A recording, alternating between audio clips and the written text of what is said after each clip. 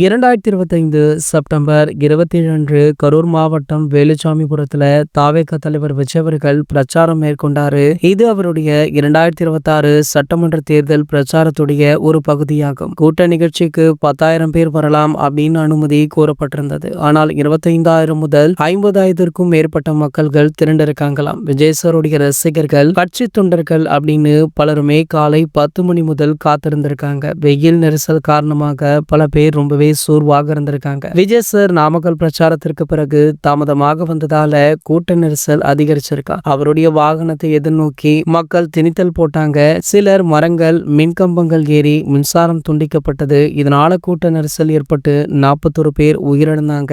இதுல 11 குழந்தைகள், பெண்கள் அடங்குவர். 80க்கும் மேற்பட்டோர் காயமடைந்ததாக தகவலுமே வெளியாச்சு. இந்த சம்பவம் ஒட்டுமொத்த தமிழகத்தையுமே சோகத்துல ஆழ்த்தியது. கூட்ட நெரிசலுக்கு பல காரணங்கள் இருந்தது. முதல்ல அனுமதியை விட அதிகரித்த கூட்டம், போலீஸ் போதுமான பாதுகாப்பு ஏற்பாடு செய்யவில்லை அப்படின்ற தகவலும், விஜய் சார் தாமதமாக வந்தார் அப்படின்ற தகவலுமே தான் அதிகமாக சொல்லப்பட்டது. மேலும் பாத்தீங்கன்னா செந்தில் பாலாஜி அவர்களுமே இதுல ஒரு சில வேலைகள் பார்த்துள்ளதாக பலருமே குற்றம் சாட்டினாங்க. என்னதான் இந்த சம்பவத்துல 41 பேர் உயிரிழந்தாலுமே கரூர் மக்கள் பல பேருமே தாவேகாவிற்கு ஆதரவு தெரிவித்திருப்பது பலருக்குமே அதிர்ச்சியை கொடுத்திருக்கு. மேலும் பாத்தீங்கன்னா இதுல திமுக வேலை இருக்கு அப்படின்னு பலருமே அடித்து சொல்லும் அளவிற்கு அந்த சம்பவம் அரங்கேறி உள்ளதாக சொல்லப்படுது.